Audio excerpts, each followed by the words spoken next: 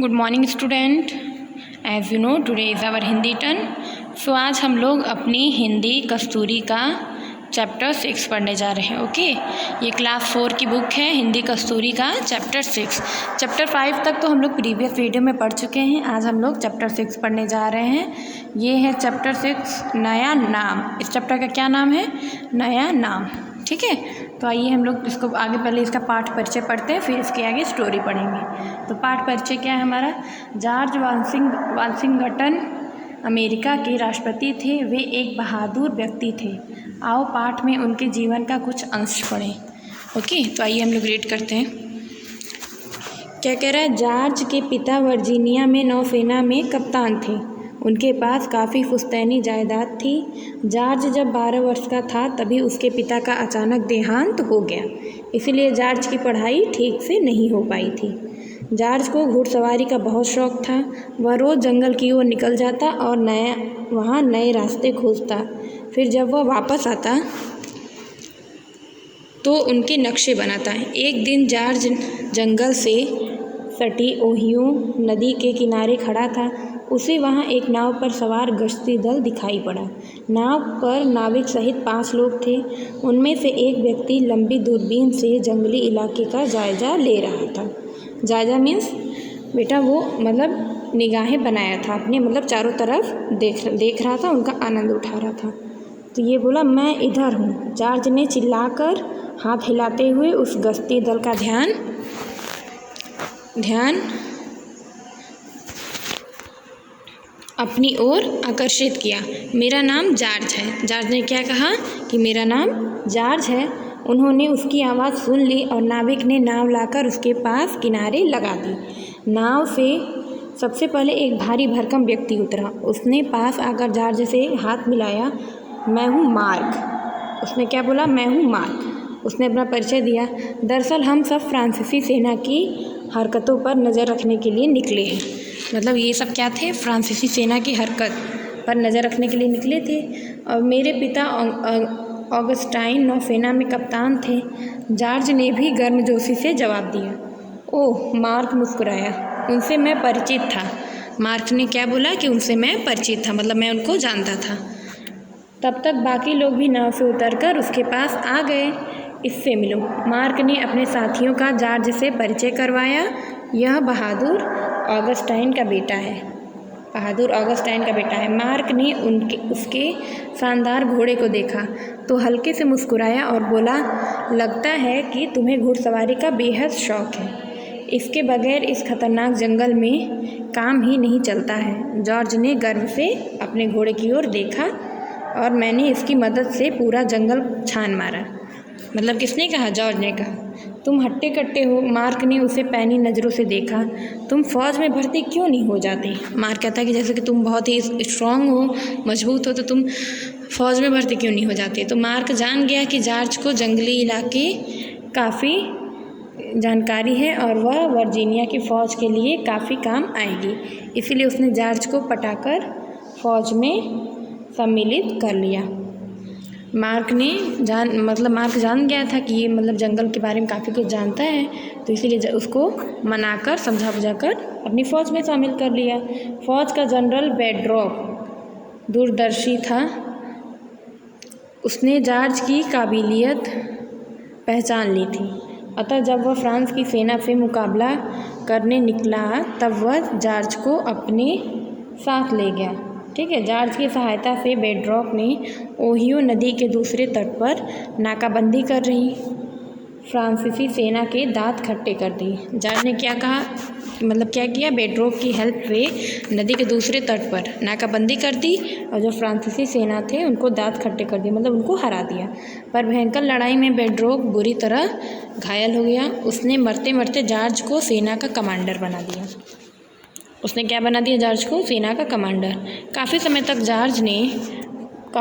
George ने फ़ौज में रहकर देश की सेवा की, पर बार बार युद्ध की विभीषिका से वह तंग आ चुका था। इसके बाद भी वह अपने देश के लिए खुद को हमेशा चुस्त दुरुस्त रखता।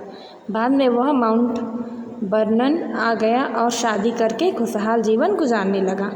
पर सरकार को उसकी सेवाओं की दूसरी तरह से ज़रूरत थी। संदेश मिलने पर जॉर्ज ने शर्त रखी कि बतौर प्रतिनिधि वह जहाँ भी जाएगा फ़ौज की वर्दी में ही जाएगा। मतलब इसने सरकार के सामने क्या शर्त रखी कि ये जहाँ भी जाएगा फ़ौज वर्दी में ही जाएगा, वर्दी पहन के ही। तब तक अमेरिका का ब्रिटेन से युद्ध छिड़ चुका था। जॉर्ज फिर से फ़ौज का कमांडर बना। उसने बेहद कुशलता से ब्रिटेन की सेना से लोहा लिया यानी मतलब टक्कर की और उसे परास्त करके ही दम लिया। इसने क्या किया, ब्रिटेन की सेना को परास्त कर दिया। जॉर्ज की बहादुरी की चारों ओर चर्चा होने लगी। पूरा अमेरिका जॉर्ज का दीवाना हो गया। उन्हें अमेरिका का राष्ट्रपति चुन लिया गया। न्यूयॉर्क में रहते हुए जॉर्ज ने अमेरिका के लिए नई राजधानी की ज़रूरत महसूस की। मतलब न्यूयॉर्क में रह रहे थे लेकिन उन्हें अमेरिका के लिए नई राजधानी की ज़रूरत थी। ठीक है, तो उसने क्या किया, उस समय सारे सरकारी दफ्तर फिलाडेल्फिया में थे।